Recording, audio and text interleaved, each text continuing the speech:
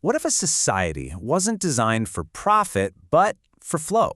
Today we're diving into the blueprint for Solus, a nation that's been imagined from the ground up to answer that exact question.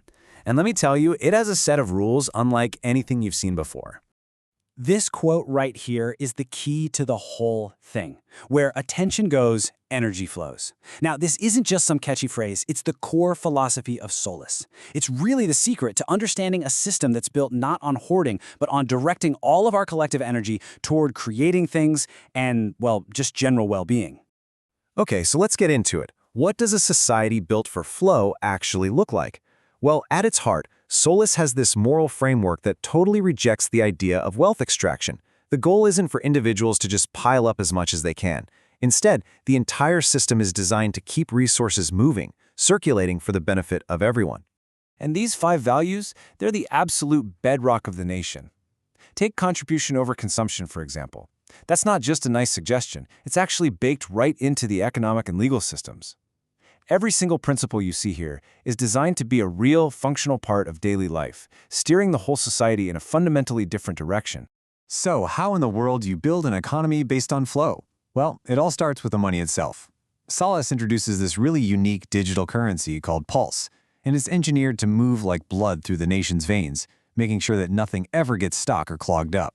So Pulse is the lifeblood of the economy. It's used for every single internal transaction. But here's the crucial difference. Pulse is designed with a very special property that actively discourages hoarding. And that property has a name: demurrage.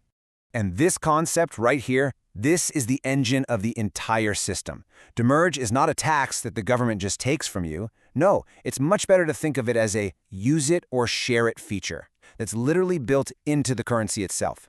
So if Pulse just sits idle in an account for too long, a small portion of it is automatically and transparently recirculated into a shared pool for community projects. It just keeps the energy flowing.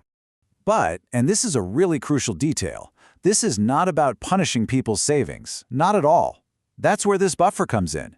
Every single citizen has a protected buffer that's equal to 12 months of their living expenses, where the demurrage rate is 0, zilch.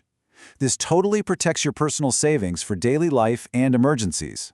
That recirculation only kicks in on really large, stagnant sums of money that are held way in excess of that. So where does all that recirculated Pulse go? Well, it enters a fully transparent common pool and gets split right down the middle, 50-50. The government manages half of it for essentials, like infrastructure. But the other half? That's directed by the citizens themselves. They use a voting app to fund the parks, the art projects, and the local initiatives that they want to see in their own communities. Now, an economy this different obviously needs a new kind of governance to run it. So Onius introduces a really fascinating hybrid model, one that blends the best of human wisdom with the pure power of machine logic to make decisions. So the governance rests on these 2 pillars. On one side, you have the apostles, and we're not talking in a religious sense here. They're a group of lifelong students of philosophy and ethics. They provide the moral compass, the why. Then, on the other side, you have the AI Guardian, which provides the data-driven how by running simulations. It's a partnership, really, designed to make sure that decisions are both wise and practical. And this process here shows that partnership in action. It all starts with a citizen submitting an idea through an app. The AI immediately checks its feasibility. What are the costs, the resources, the potential impact? Then the apostles review the AI's findings and they add that crucial layer of human context and moral oversight.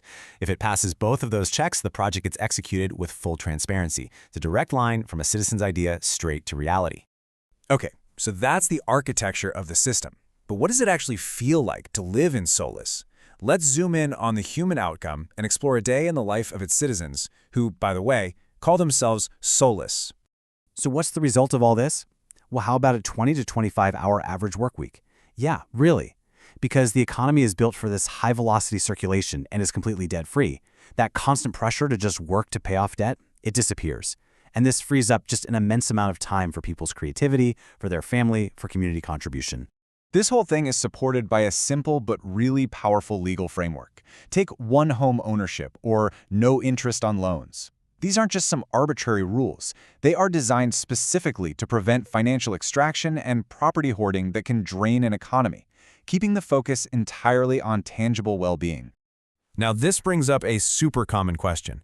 In a system that's designed to prevent hoarding, does that mean you can't have personal property or pursue your passions? And the answer is a very clear no. The rules in Solus are about circulating idle money, not your personal possessions. You are completely free to own a car, tools, art, anything that fuels your passion. In fact, by eliminating the burden of debt, the system actually makes it easier to get the things you truly value. So where is all this heading? Let's zoom out to the long-term vision for Solus, because the ambition here goes way beyond just creating a single nation. This timeline lays out the grand vision. It's a multi-generational plan that starts with a single city, just to prove the model can work. From there, it's designed to inspire and help other nations adopt the model, with the ultimate and pretty audacious goal of helping humanity achieve a post-scarcity Type 1 civilization. So, Solus is a radical, for sure, but it's a meticulously designed blueprint for a different kind of future. And it leaves us with a really powerful question to think about. If a society were built for flow instead of accumulation, could it completely change what it even means to be rich?